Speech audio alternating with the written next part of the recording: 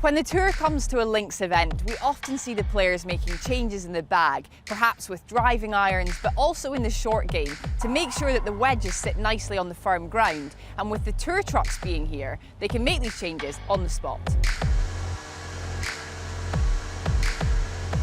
So Dominic, can you explain why a player needs to fiddle with the grind on a club? Yeah, when you start talking about grinding, you're starting to talk about the soul of the club and how it would interact with the turf or the sand. And depending on the player and the conditions that they're playing in, a player might need a slightly different sole. When we're talking about grinding, we're literally trying to remove a portion of the club using like a grinding wheel to make certain shots easier for those players. And like I said, as we're going through this runner stretch of links courses, we want to kind of get the lead edge sitting as close to the ground as possible, and that makes it a lot easier to play on a really tight surface. Right. You couldn't then take that wedge to a course in America where there was thick rough around the green, soft fairway, because then that wedge would have an issue and it might start digging into the turf.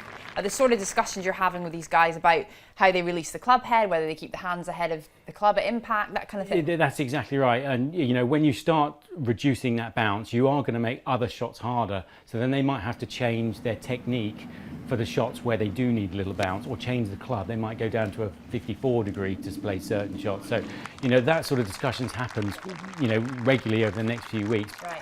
Could you show me how you actually do the grind on the back Yeah, of the I mean, club? if we took a wedge like this and someone said, right, well, I really wanted to sit tight on the ground, we have some like guides for us which would help us kind of measure out a grind.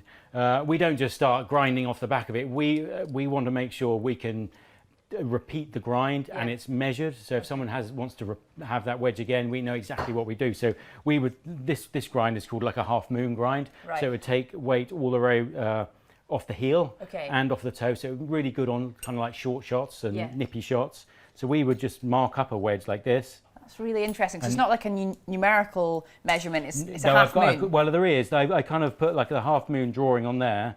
Whoa. And then Matt, when our guy grinds it, and then he has a set load of measurements on here, and you can see here we put this on here, and we can measure different angles just so we can make sure we do it identical the next time round. So once I've done like a little drawing on there, Matt would come in into the grinder and he'd be grinding that shape for me. Right. And then the player would go out, try it in those different conditions that he's talking about, and hopefully we help shave a few shots off their game that week. Absolutely, that's fascinating. So you're like the artist and he's the sculptor. He sculpts it a little bit, yeah. Throughout the discussion with the player kind of gives you the idea of what shape he wants and the shots he's got, and then yeah, I draw it all up and Matt does his job.